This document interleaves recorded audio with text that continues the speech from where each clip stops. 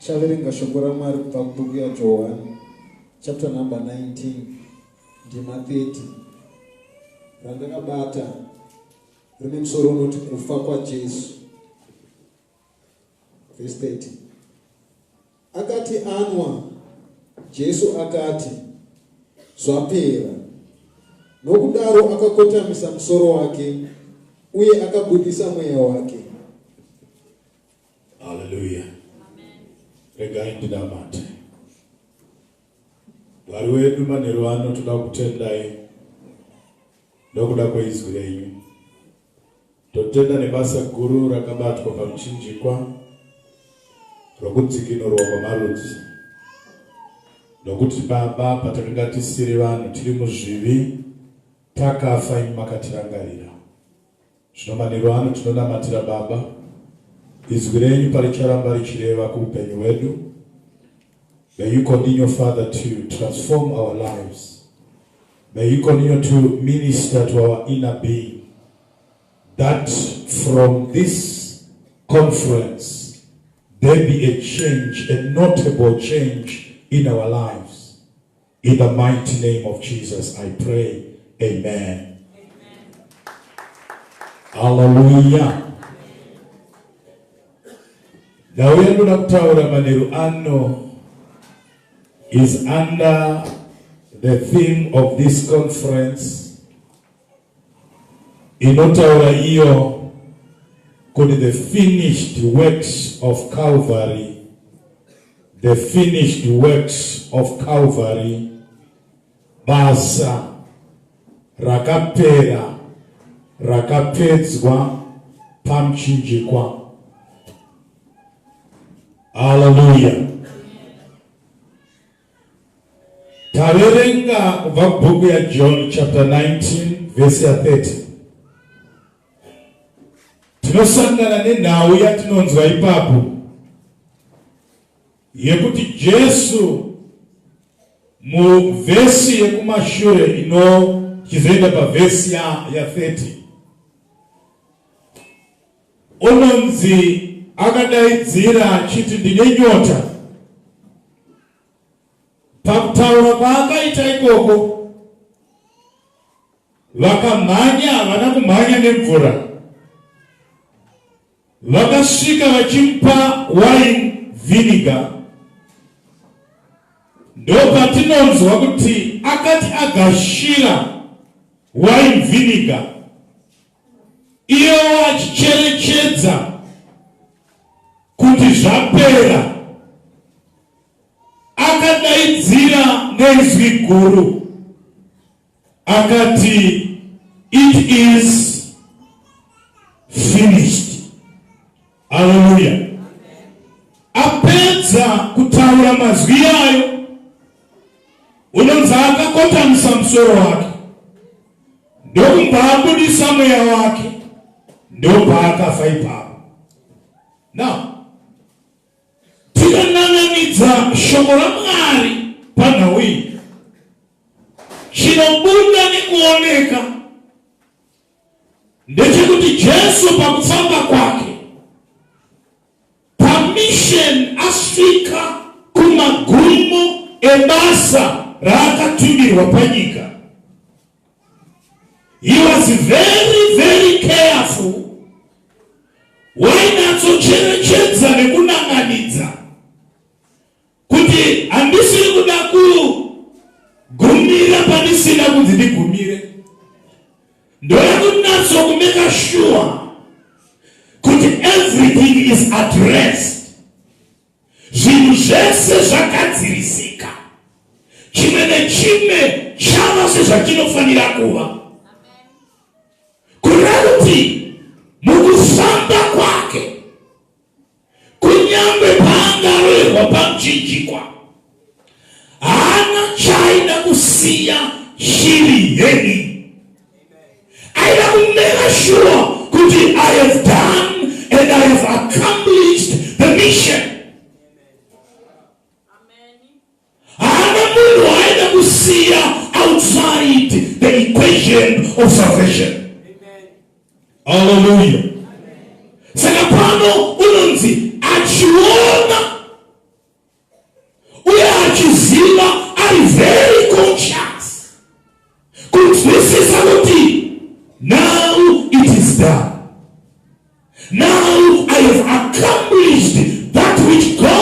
has sent me on earth. And this is actually church and the now, what this is?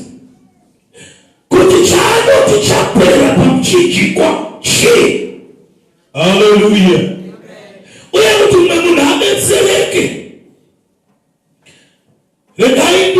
Peter referred to another scripture, that is John 17 verse 4. I have brought you glory on earth by completing the work you gave me to do. Jesu waila basa raila akatumwa na Mwana. I have brought you glory. Nekutinda gona kupeza basa rime ramaganituma. Hallelujah. Now, children of kings, we see in this context. John chapter 19 verse 28.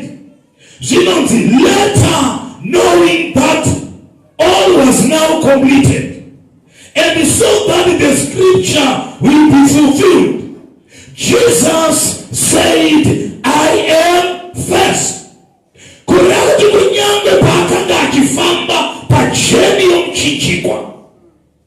He was very conscious about the scriptures.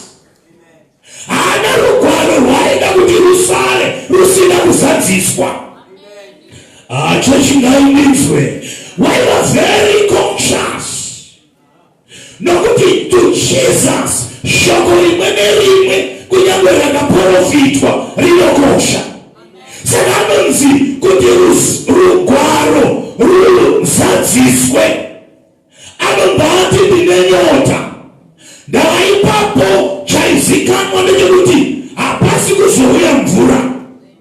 Pari kundouya wine vinegar. Hallelujah. Vanonzwisisa na uyo. Ndekuti wine vinegar haipedze nyota. Hallelujah, hallelujah.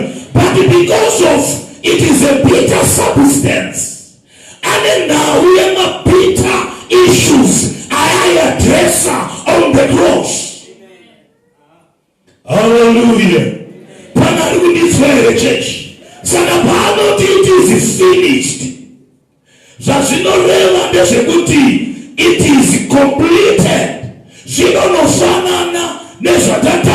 the other scriptures, completion. It is finished. It's now complete. It's done. It's a done deal. It is finished. Now I have put the final nail to the coffin.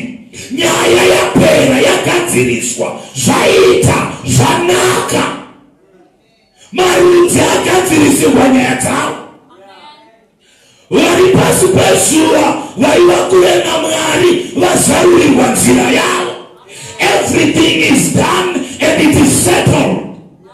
I want to tell somebody, kuti kana pari pamchinjikwa basa rakapera, harina kugumbira panzira.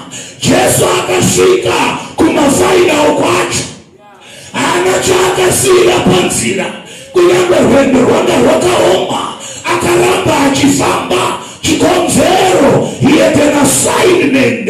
Yaida kusvika nayo kumagumo. Here we are today. Nekuti basa rina kugumira panzira. Here we praise him today. Nekuti basa rina kuperera panzira. We are gathering for the purposes of worshiping Jehovah. Nekuti basa harina kuperera panzira.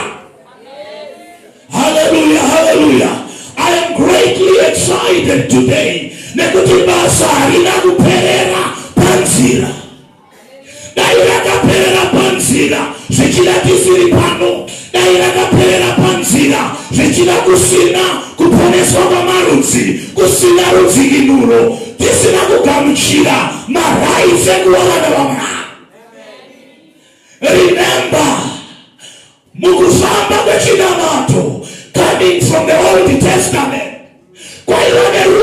rwanga rwakasanangurwa rudzi rwamwana wekuti wanga usingatendeuke to become an Israelite. No, wanga usingatendeuke to become a Jew. Waiberekwa uli muIsraelite, waiberekwa uli muJuda, yanga isingatendeukwe kurati wanga wakasanangurwa vaiva advantage, and we were not part of those wanga wakasanangurwa, but muchinjikwa wakatizarurira unyaya kunamata, muchinjikwa wakatizarurira a way to God, muchinjikwa wakatizarurira kuti isu takanga tiri pasi peubati hwerima. God through Christ brought us back from the ownership of the devil. Today as I minister, tonight as I minister, you are no longer under the rulership of the devil. You were purchased back to the ownership of God. Mashari hachina right to torment you. Demons have no right to torment you. Spirits of darkness have no right to torment you, because you were bought back. You are now under the ownership and the possession of Jesus.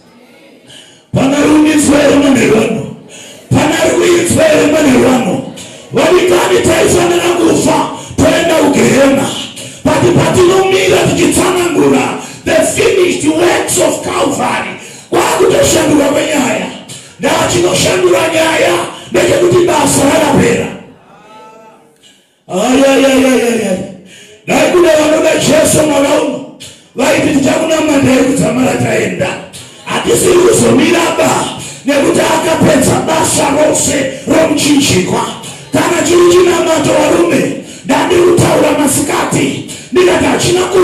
Silver plate, hachina kuya pakafala, panga panga warume, na ipaka miswa le mazinza, wangane ilaka kudikana, na ipaka miswa le ku America they would have failed, na ipaka miswa le ku Africa, wangane ilaka kudikana, asipaka miswa wanakoma na wangari, and it did not fail. Hallelujah, hallelujah. I will not house failure in me, because my God, my Jesus is not a failure, and as a child I am not a failure in the name of Jesus.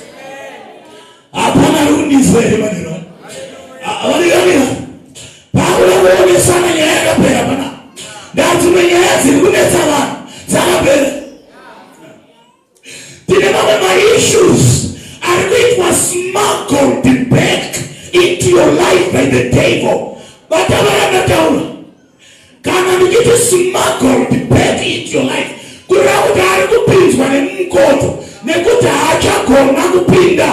Formal life.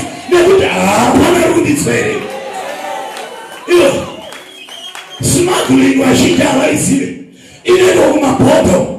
smuggling zvisiri zvopinzwa nenzira yemukoto vachiyabuka nemabridge ndoirikuitwa nasatani, nokuti ari kuziva kuti pabhodha chaipo chaipo pana Jesu Kristu weNazareta.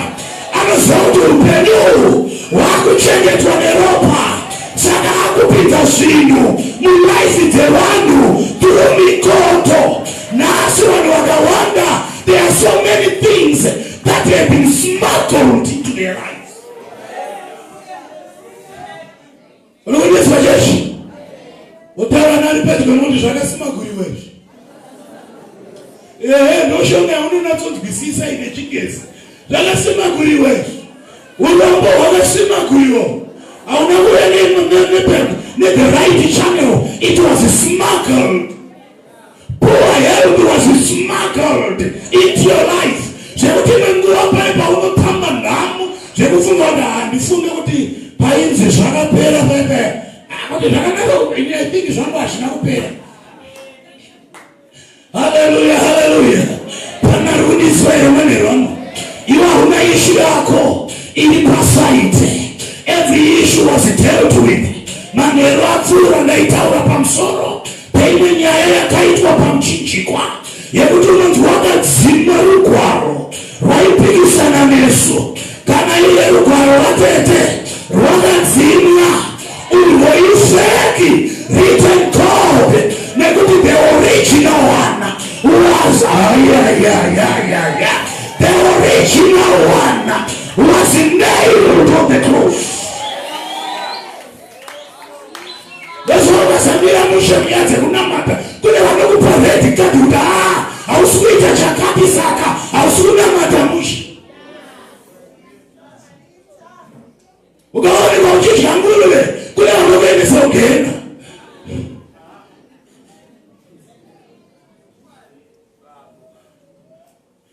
ototirekera zako kapuku nemanakira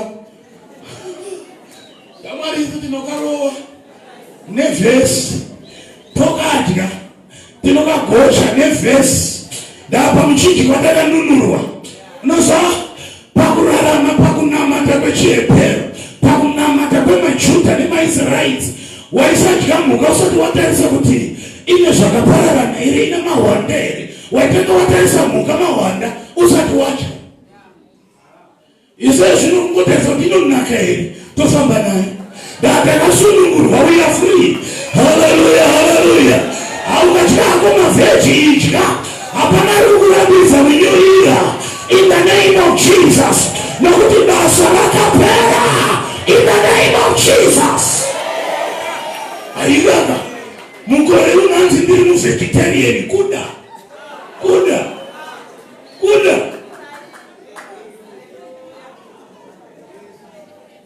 ndingangozokanganisa hangu kachirungu asi inini mama ndine zita randinogara ndichingowabvunza kuti inini kana kwangu uri kunzi pamaomnivo carnivo hepivo what indowanikwa pamhuka dziya dzinodya nyama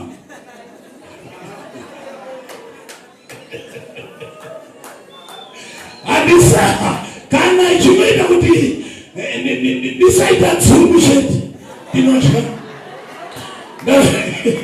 ndozvenda munhu akasunungurwa unoziva kuti itswa kana wabudiswa kuprison chirarama seuri panze pari tine vamwe vakabudiswa kuprison vachiri kungorarama sevari mukati haurudiswa here chechi tine vanhu vakanunurwa asi vachiri kungorarama sevakasungwa tine vanhu vakaitirwa zvakanaka asi vachiri kungotambura sevanhu vasati vaitirwa zvakanaka. Ndauya nenyaya yenyu mai, it was done at Calvary. Ndauya nenhau yenyu vatete, it was done at Calvary. Ndauya nenhau kumarondera zvakapera pamuchinjikwa in the name of Jesus.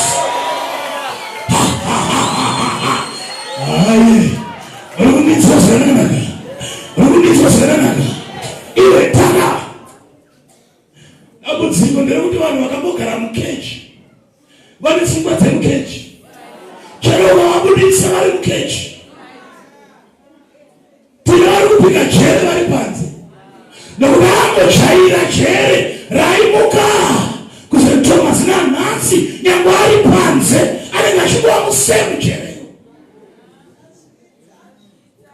wakanunurwewe usadzokera mwawakabviswa akadzima rugwaro rwaipikisana newe anatokurudzima nekururovera pamuchinjikwa anoti it is done.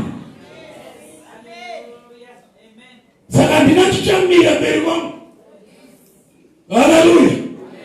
Chasara kunoparidza iko kuIsraeri kwacho. Handina chichamirira mberi kwangu. Chasara kunoparidza even to the Jewish nations. Hapana chichamira mberi kwangu. Chero wakati hauna kudzingiswa ndokuti ndakadzingiswa nomuchinjikwa. Now muchinjikwa is a full package. Hauna kudiswa kaniwe. Muchinjikwa is a full package. Kudzingiswa kurimomo, hallelujah. Kuyambulwa kurimomo, hallelujah. Restoration irimomo, hallelujah. Advancement irimomo, hallelujah. Reconciliation irimomo. Redemption irimomo. Forgiveness of sins irimomo. Healing of the sick irimomo. Miracles after miracles. Shiri pamchichi kwa ipapa. Sala usaterera. Daka kamchina full package. Not a part package, but a full one. Kujaili wanimwe kumisha. Inotaura kuti muno amupfumiwe zvakapedzwa pamuchinjikwa rugwaro rwaipikisana nesu nerunga aiwa ndati zvinhu zviri kutinetsa vadikana zvakaitwa smuggled into your life kureva kuti anything negative that is in your life is illegal.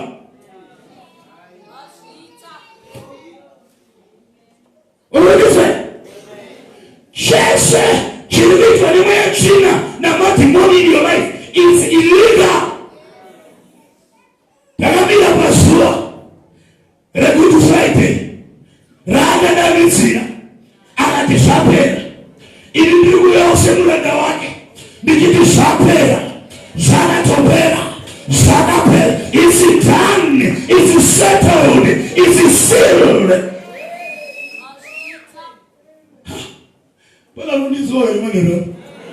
Pana kundizwa manero. Varikana tichada kutambudzwa nezvakagadziriswa.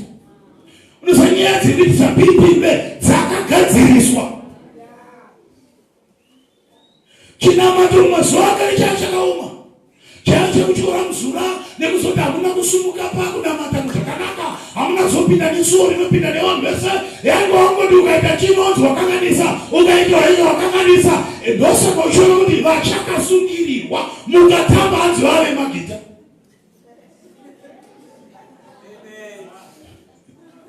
Hanzi ndo matambira nini nekuti vanongoziva kuti kana kuri kutamba munenge muchingotamba muchiita kamutsetse muchienda muchidzoka muchidai muchienda muchidzoka nekuti vanenge vachidaturuka zvirasha makumbo marasha hunhu pamberi paMwari. Shamwari hatiite hunhu, tinoita unyari. Iwe urikundinzwa manerono Mwari hasi munhu. Ndoshamisika nawo mwana kuti munhu ari kudenga. Hakuna munhu kuna Mwari.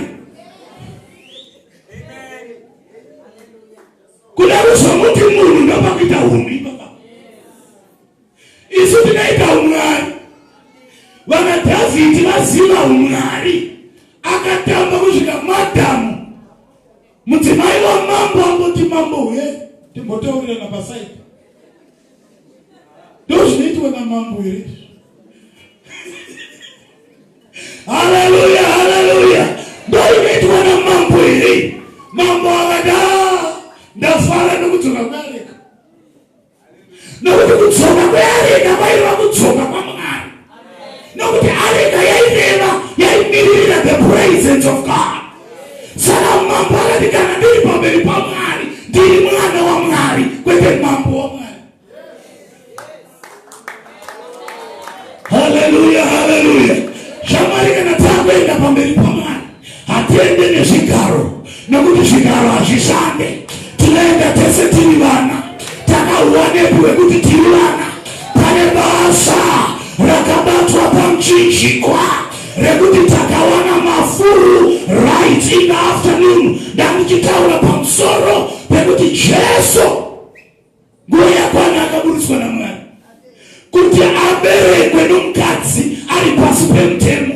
Akauya sei ari pasi pemutemo kuti agone kutora vari pasi achivaenda navo pamusoro. Andauyiwe baba. Jesu akaberekwa nemudzimai ari pasi pemutemo kuti avhovhonyore vari kunetswa nesabata, vari kunetswa nemutemo rokuti ukamboita chakati watadza, wakutofa, usarega muroyi achirarama ngafe. Kune madhokutirina ari kuitwa mazuva ano ndikani. Vanhu vanokuita usiku hwese muroyi wangafe. Ndopaunowana chakaguta chawangochidya chife usiku ihwo nokuti uri kunamata amisi. Ndopaunowana chakaguta chakutogona kugara beremushi pamuchari. Haleluya, haleluya. Nekuti Jesu ari kuti muroyi nemuroyiwo ngaaruramiswe, nenhumbu ngairuramiswe, nembavha ngairuramiswe, nemametarasi ngaaruramiswe. Nguva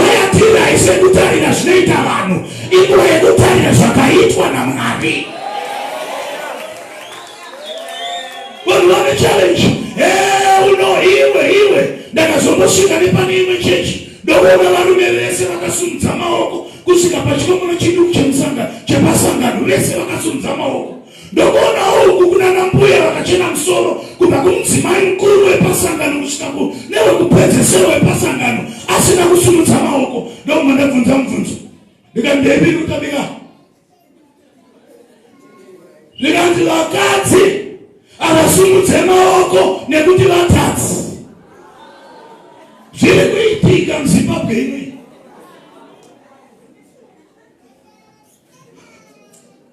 Kupusa kumhanyira kuchechi kwaunonzi mutadzi. Handiende kuchechi kwandinonzi mutadzi. Ndinoenda kuchechi kwandinonzi wakaruramiswa waMwari. We are now the righteousness of God. Saka ndakazobvunza ndikati ko varume ivava vasumudzirei maoko zvikanzi varume ndo vanhu vari right vakarurama. Ndikati wait a minute varume, panani waruramisa vanhu? Kana pasina Jesu hapana akarurama, ngavabudise maoko pasa. Vatariro kumabvazuva vakaita attention sezvakaita vanambuya. But when we bring Jesus on the scene, everyone's head should be up in the name of Jesus. Nokuti munhu wese anoruramiswa nokuchinjikwa.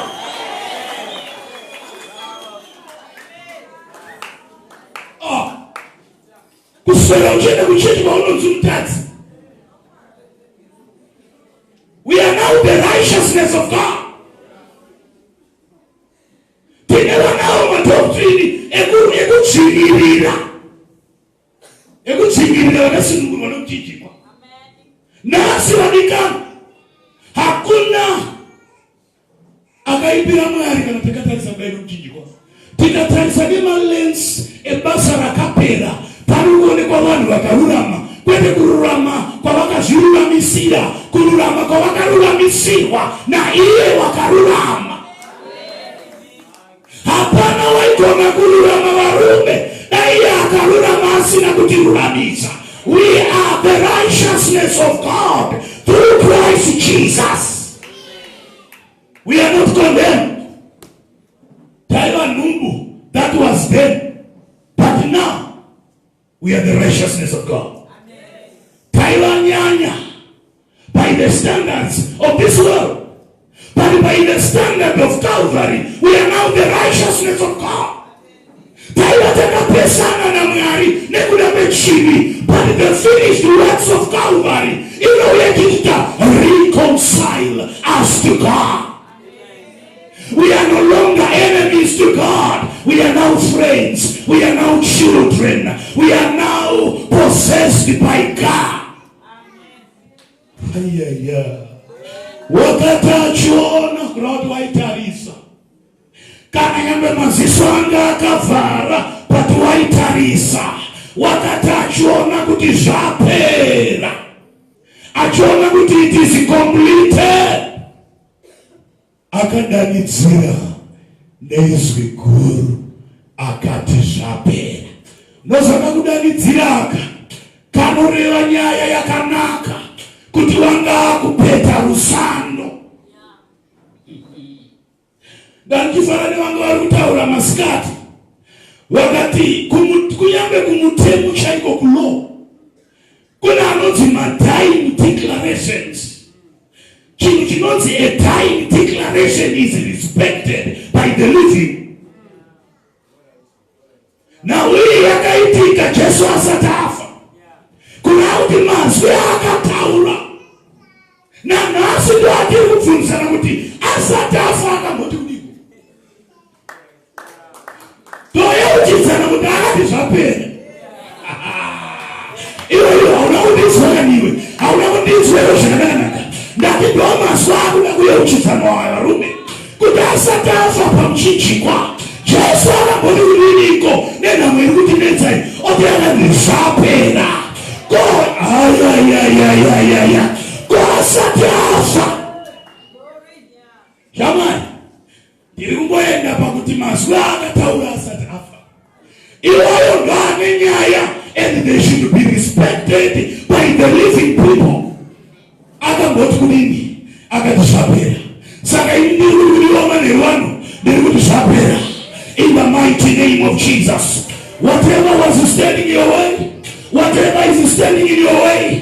Jesus said it is finished. Hallelujah, hallelujah. Inozoti matimoni anonyepa. Satani akando baba wenema. Aiyepa kubaba kutanga kushikana nasu unonyepa. Gaki sikama warume. Pada itaura shokorama imani wafura. Da itaura nkiti kunyangwe. Mazishe erima. Kunyangwe mea erima. Aka inyati sano mchinjikwa. Aka ikundani mchinjikwa. Zarele izosho. Satana akanyatizwa. Satana akawizirwa pasi. Satana akakundwa. As you stand there, as you are listening to me, the devil has no chance to you. He is no match of our Jesus. Hallelujah, hallelujah. Dosana mame makore na kalamba na nasi nikiri uramba. Nevano imba kiri Jesu number 1. Negatika na mambo ti number 1 mamisa kwa competitions. Sakani gachukukisa na nani? Dama namba anotauri wanevali pamakwikwi. Kana mamuti namba 1 arikukuita na nani? Asunosowati baba kutaura kuti hakuna namba 2. Saka kana kusina namba 2 hakuna namba 1.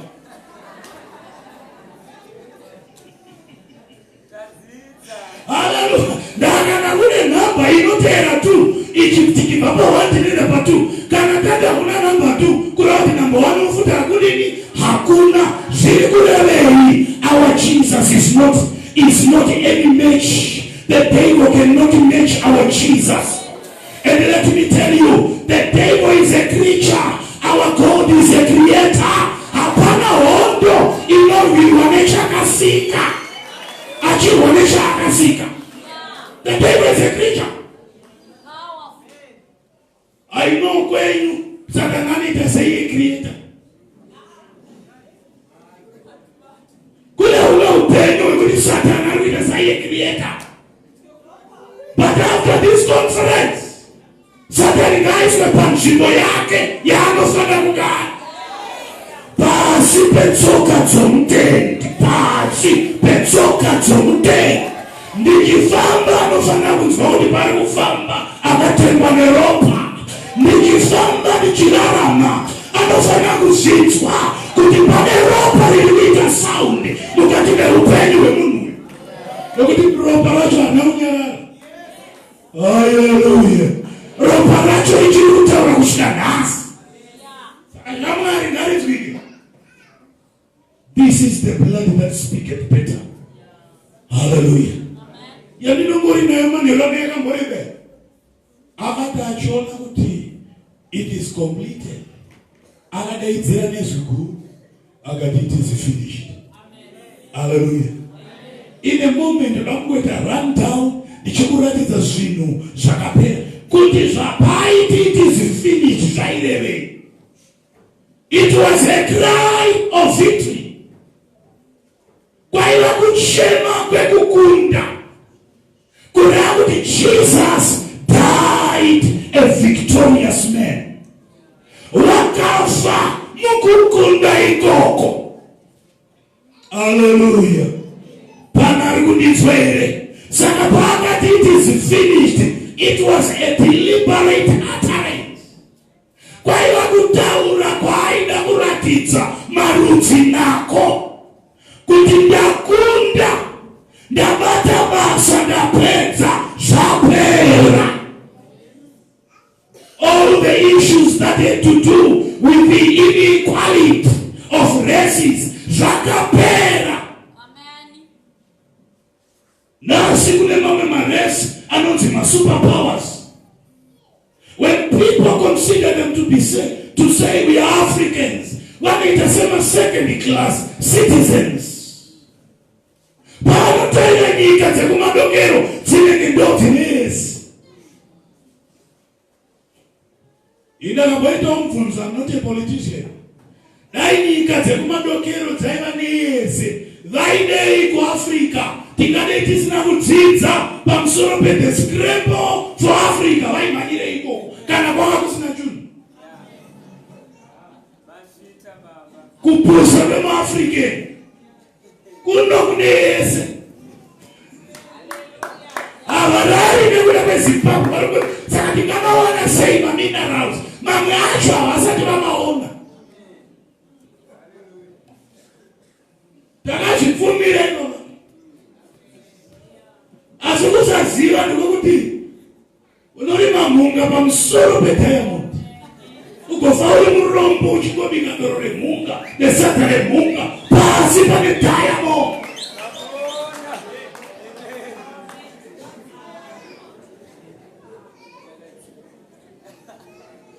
Dori mazviyo nekuvaka a pole and a dark house on top of diamond.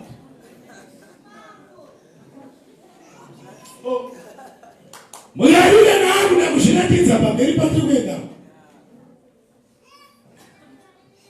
vamwe vachaona vakaisa zvihozi pagoridhe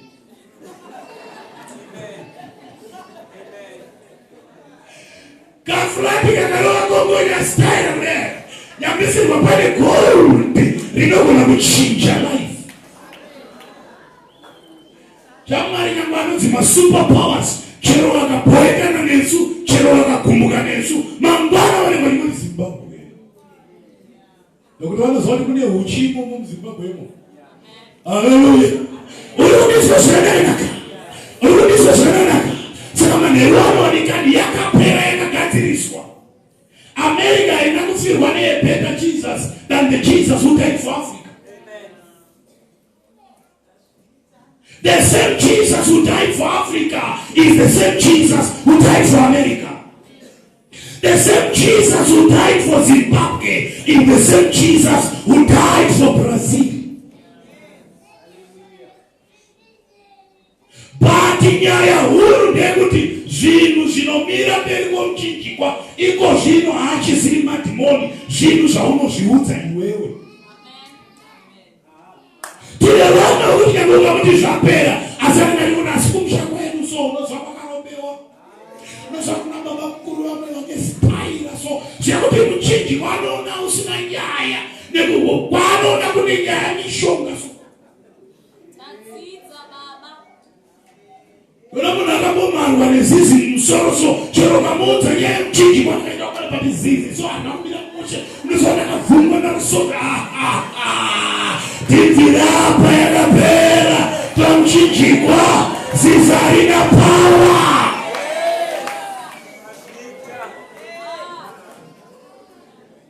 Iwe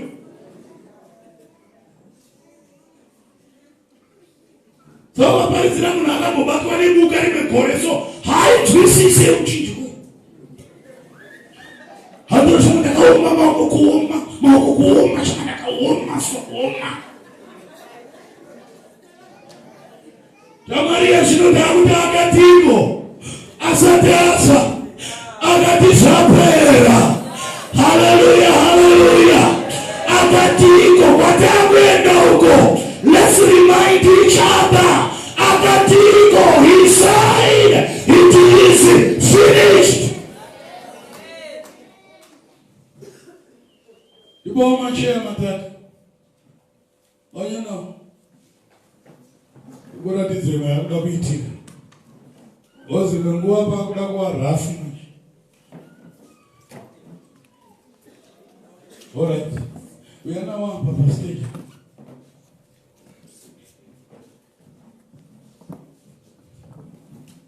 uyu ndi mukoma namo uyu ndi nzara koma namo nzara uyu neumwe wakangomirira dzose dzekuitika dzekutambika mulife.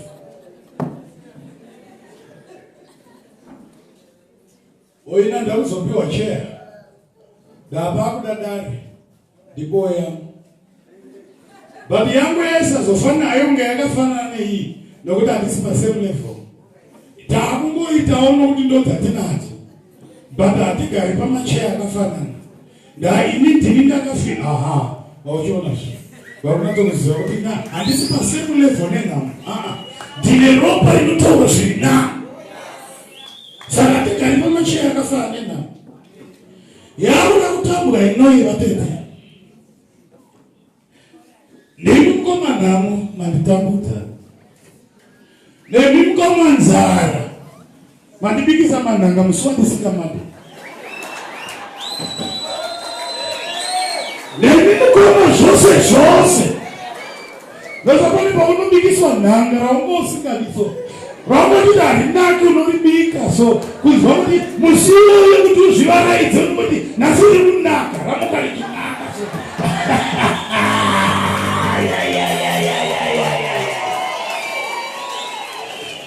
wotidati tigare musangano uno gore risati rapera ndagore rino rakanzi ndere kudzoreredzwa nekuyambuka nekubudirira saka ndati tikudanei varume tidaurira pamwe pacho apa chada kuramba wakagara kana ivo vakuda kusumuka mukoma nhamo nanzara nevezvese zvesa unoti garei pasi dzikamai pakati wangu Jesu wandinonamata asati afa akati zvapera saka ndoda kucherechedza kuti zvakapera zvacho zviri kana ini muchirarama kana ini muchiraraundi zvakapera zviri. I'm here to remind you and to give you a final warning and to give you marching orders out of my life in the name of Jesus. Namo Teraunzwe Mukoma Namo, I kick you out in the name of Jesus. I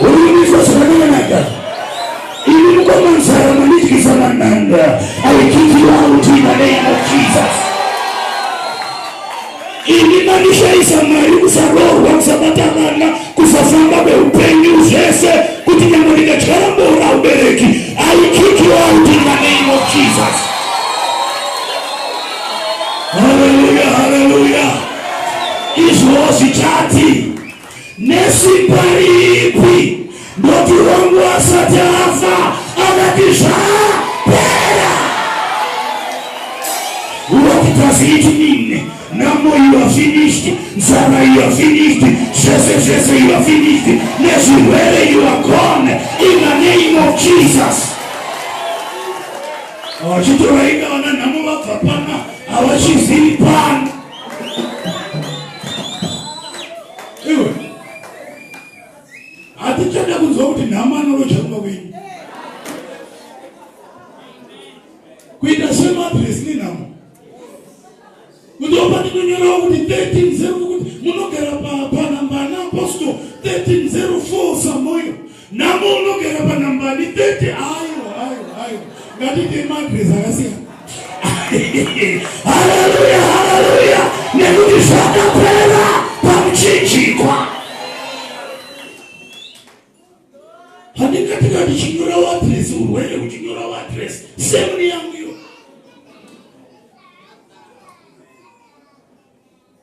Chamani zvakapera. Haleluya, haleluya. Dongo manya sisadare tigosvika pakunamata memunaitiro zvakanaka. Chii chimwe chakaitwa nomuchinjiko reconciliation, takadzorwa muukama naMwari. We are not enemies of God. Saka paunonamata tinawo vanoda kunzwisa tsitsi nengoni dzekuda kuzviita munhu kuzvibvisa pahuman race. Takazonzwa umwe achinamata zvikanzi Mwari tiri honye, iwe foko nyarara shamwari. Honye hatina business naMwari. Ameno kuti ndo kuzvinidipisa eranzi ndiri honye inongoti takanyu Mwari. Aiwa. We were reconciled to God. Takadzorwa muukama naMwari. Ose honye iwe.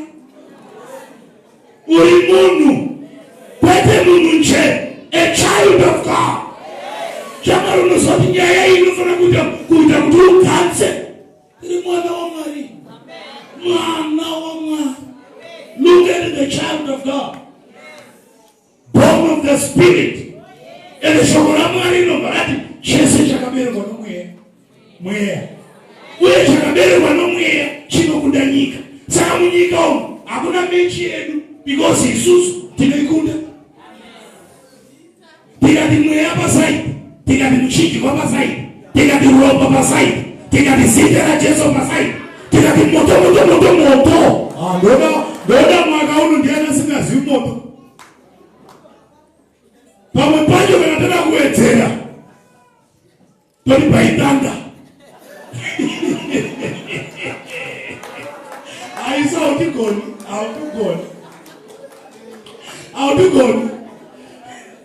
Takutara kupinira manje.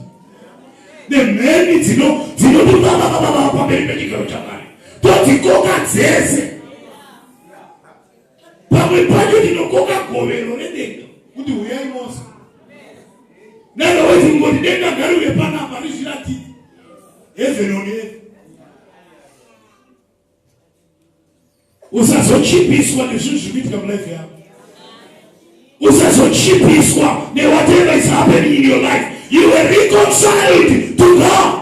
Usamira semutorwa muzvinhu zvamwari. Tine vamwe nanhasi chikuru akatendoka haana chaanoita muchechi. Akangomirira kupiwa basa semuroora.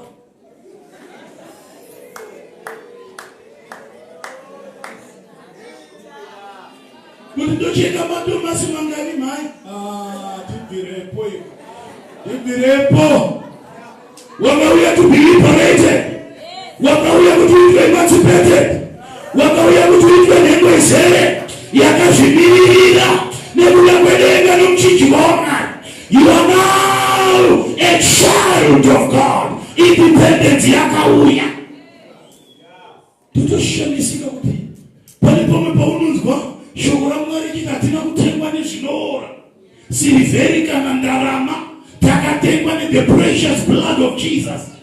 Takazombobvunza vamwe ndikati imi nemowa makatengwa? Ndikatengwa. Ndikati apa pane zvimwe zvinhu nyangwe muupenyu zvaunomotengawo woga unoti apa ndakatambisa mari. I think kune vamwe vanhu vanoti Jesu akavatadzisa vari muchechi anoti apa ndakatambisa blood. Because haana betsero.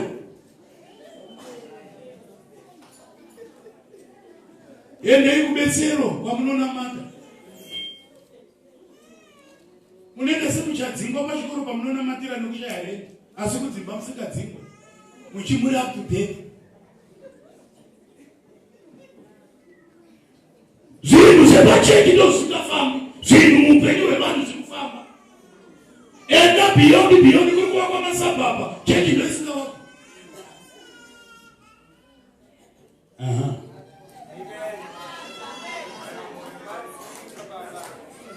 Urikundizwa zvakanaka. Pandikana tauya kuchechi, uya wakafara, uya une chiso chinopenya, uchinatsokuziva kuti handichiziri mutorwa muzvinhu izvi. Ndavawopo nekuda kwemuchinjikwa, nekuda kwebasa rakapera pamuchinjikwa. I have been reconciled to God. Shamwari ndava wepedyo wepamoyo, mudiwa waJehovha. Kubudikidza nomuchinjikwa. Ndingomhanya tikusanangura zvakawanda. Pakaitika rudzikinuro yatinoti expiation. Expiation inorevei to take away something. Chichakabviswa, sin was eradicated. Now nekuti chivi chakabviswa, ndaruramiswa. I am the righteousness of God. Nekuti pakaitika expiation, nokudzikinura. Taking away, removing sin. Hallelujah, hallelujah. Removal of sin and guilt. Kunzwa mhosva. Hauna kumbonamata here iwewe. Wakunzwa kukakata bhande, saka ndokuinzira pikicha yezvawakaita kare. Akuda kuudzwa kuti ndakabvisirwa mhaka idzodzo dzakaripwa pamuchinjikwa. Number 3, if you were writing propitiation, mudzikinuri to propitiate kuita appease. Munoziva makakurira kungozi, mishaedzine ngozi. Appease yaireva kuti kana kwada kundotonhodza, kunopomhodza hasha dzomweya wengozi. Apa panga pasina ngozi, paki paiva nehasha dzaJehovha dzaida kupomodzwa dzekuti atadza ngafe. Saka hasha idzodzo dzakapomodzwa neropa pamuchinjikwa, dzakapomodzwa nebasa rakapera romuchinjikwa. Propitiation of our sins. Shamwari Jehovah hachina kunigumbukira. Before the cross akanigumbukira singaiti. Aiti mutadzi ngafe. But now I am a forgiven sinner. Ndiri mutadzi akaregererwa. Saka mutadzi akaregererwa munhu anonzi kuchii mupanda ndiye mutsvene. Ndo definition yeutsvene nokururama. Mutadzi akaregererwa. Nokuti mutadzi akaregererwa haaranga ari mutadzi. Saka ngazviende kumachechi vanhu vese vasumudze maoko. Vese vati we bless your name. Kana vasingati zvekuti we bless your name kuna vanobva vasema nechirungu. Nokuti vanofunga kuti mune mhepo vanhu vari kunosakuafrica, vanhu vari so suspicious nyeti madhimoni. Kuti vakatila kuti we bless your name kuna zvii mamhepo. Kungotaura norumwe rurimi chete, hapana nyaya. Propitiation, to appease, to ease anger, to change the attitude of God. Now the attitude of Jehovah is changed towards us. Hachina makanesu, hachina makanewe. Kunyangu ari kunyika achiri kutadza, akauya ane mukana wakangofanana nini. Propitiation of our sins. Redemption rutsikinuro. Pakabhadharwa inonzi ransom. Ransom makore akare yaibhadharwa to buy back or to redeem a slave. Kuti anga achirarama as a slave, kuda kuti adzoke kuti asunungurwe, paibhadharwa inonzi ransom. Tanga tava pasi peubati neutongi wa Satani. Asi Jesu ndokutipedzera basa rekuti wakaripira nyaya dzose akatitenga now back to God. We are no longer on the side of the enemy. Tavakurutirirwa Mwari. Zvino shoko raMwari rinomborati kana Mwari ari kurutivi rwedu, ndianiko achatirwisa? Chero kukamuka vanotirwisa. For as long as Mwari ari kwatiri, we are more than conquerors. Tiri vakundi nekupfuurisa nekuda kwaJesu anorarama. Nebasa romuchinjikwa rakapera. Hallelujah, hallelujah. Hallelujah, hallelujah. Hallelujah, hallelujah. Chishimwe chakapera pamuchinjikwa. The defeat of the powers of darkness. Rime basa rakapera pamuchinjikwa. Kufumurwa kwemasimba erima, masimba aSatani aita kuti nhasi vamwe vanhu zvisavanakira, yeti Mwari anoti zvanakire. Rise up as a child of God. Claim these zvakapedzwa pamuchinjikwa. Zvitaure confession is possession. Zvitaure uchava nazvo. Pane masimba akanyadziswa, pane masimba akawisirwa pasi, pane rugwaro rwakadzimwa. Saka inini, as far as I'm concerned, nebasa rakapera pamuchinjikwa, handina chero vanhu vakati yaimbova nhubu handirambi daiva nhubu, asi yezvino ndamutsveni waJehovha. Tine vamwe vanomuramba vakabata vhunurwa. Iwe vhunurwa hamuna munhu, vhunurwa hamuna nyoka umu yakamudaikaita. Tine vamwe vanotonyenyeredza vhunurwa kudai. Nyambisirwa ari kudya. Pane vamwe vasingadi kutotamba newe. Nyambisirwa avazukira vakaona vanezuro ivhunurwa. Munhu akaenda akanunurwa nomuchinjikwa, basa rikapera. Nhasi masimba erima. Kana ari anonzi Satani anondisvoda. Nokuti akambonditambawo iye yaari kutamba vamwe vedu kana. Nozoti Satani anovharisa dino kuita sokuti hakuna Mwari, kuita sokuti kunamata kutamba nenguva, kuita sokuti hameno kungozvivaraidza kunenge vanhu vashaya zvekuita. I am here to tell you, hatisi vanhu vashaje kuita. Tina Mwari mupenyu, tina Jehova mupenyu, tina Mwari anorarama. Hallelujah, hallelujah. Masimba erima. I know. The whole zano wakawanda. Gani kitaola na maiti chiishika kuno. It happened with Padati Chibakumba. I don't know the church. Inege kumara in kwetu kwa kumsore. So they've got a powerful PA system. Naenda jishika ne kumba. Nigata oma. Satan wapita wanubisi. Doza. Chinamato cheko Afrika, chinamato cheko Zimbabwe, chinamato cheko Spezua. Chinamato chokuda kungo kundirwa nekuyambutswa. Unozati chokuti mwari mutsi. Saka unongo chubarani nyango mwari munogona. Saka papa chikudeitsigwa iko kwa zvachiko mwari munogona. Jackson unogona. Ndikati pese paunozwa iyo minamato iyi. Pane chiri kunetsa vanhu, pane Satan. Somewhere there is the devil. Pamwe pacho mnarana kupa simba. Rekutsika pamusoro penyoka. Asi wewe unenge chiti mwari uyai. Munditsikire nyoka. Kana wava mwana wa Mwari, you now have authority. Nekuti masimba erima akakundwa pamuchinjikwa. Hallelujah. Number 6, akafa a substitutionary death. Lori mebasa rakapera. Kuti pataifanira kufa, iye ndo mvatifira. Saka basa hilo wakaripeza. Hallelujah, hallelujah. Forgiveness of sins, kuregererwa kwezvivi, ibasa rakapera pamuchinjikwa. Chivi ndo chaimira. Imwe nguva ukaverenga shoko raMwari, zvinonzi neimwe nguva kutadza kwevana vevanhu kwakasvika pamberi paMwari. Iko kunoenda minamatoko. That time kwakaenda zvivi. Nozoti ichi neutsinye. Chaitwa chenga kunokumhangarira ndo chinokwira. Kunosvika kupfacha. Ndo wamaiti ndo wenyuka ho. Onai zvatakaita. Evidence.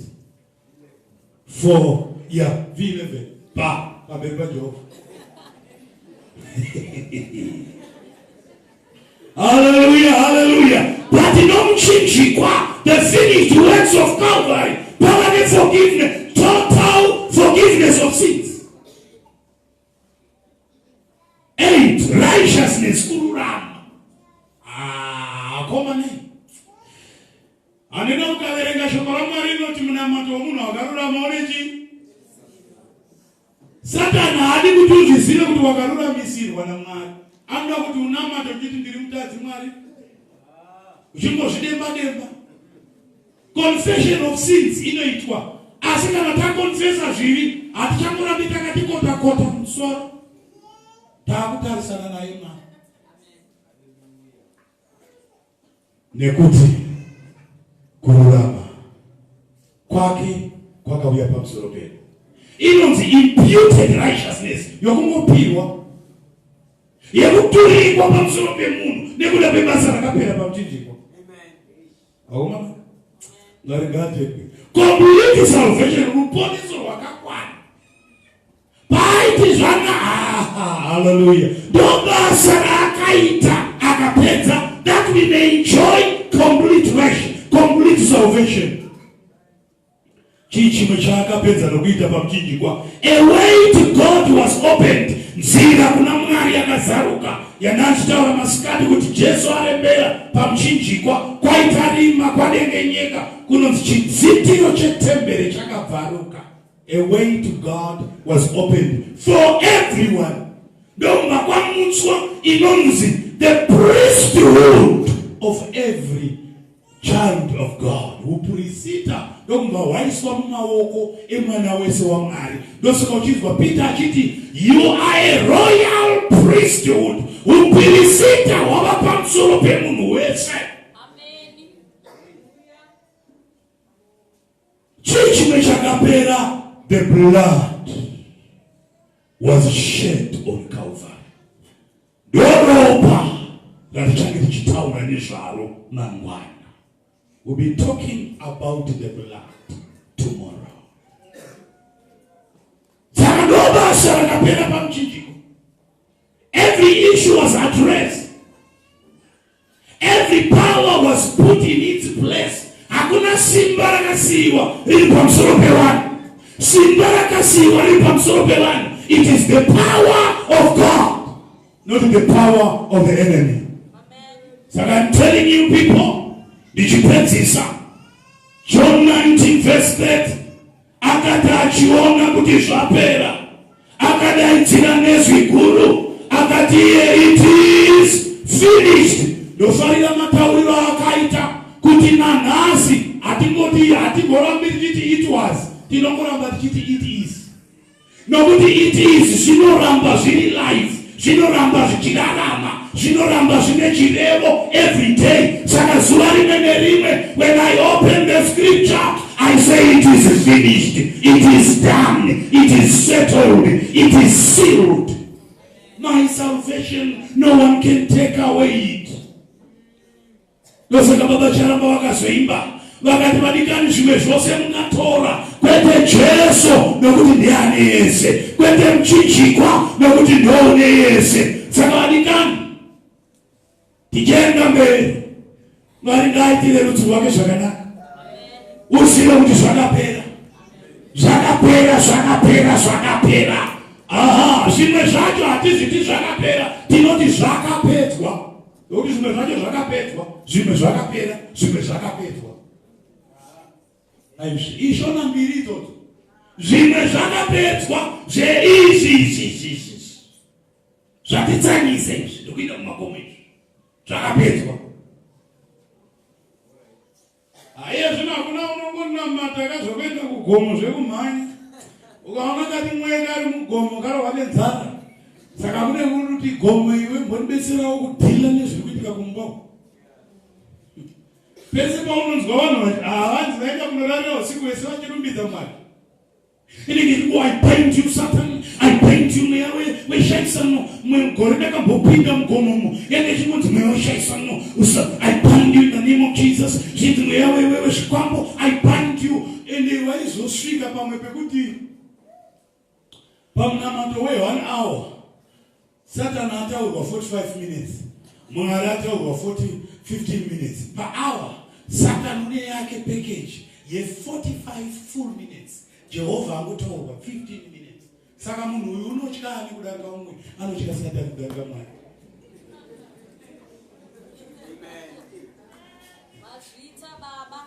Tine vamwe vanotoita kutyira Mwari kuti yanga igona iyi yoda kutombofambigwa. Inoda kutombofambigwa. Muchende piko. Afambai. Tozoonana paulini. Pakudzoka pakufamba ipa.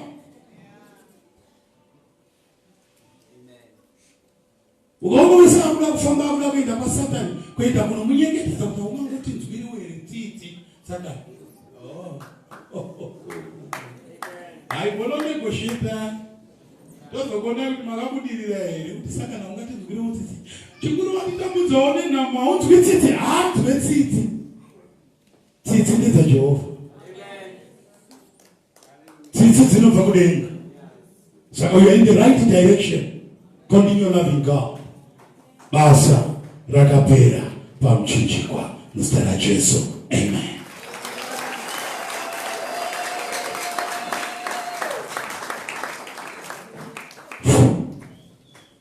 Kungoshaya hedu vanokomboza nziyo. But nyaya yebasa rakapera pamchinjikwa yaifana kunge ine nziyo dziri kuimbwa nhasi. Tekuye uchitaura kuti zvese zvakapera. Hallelujah.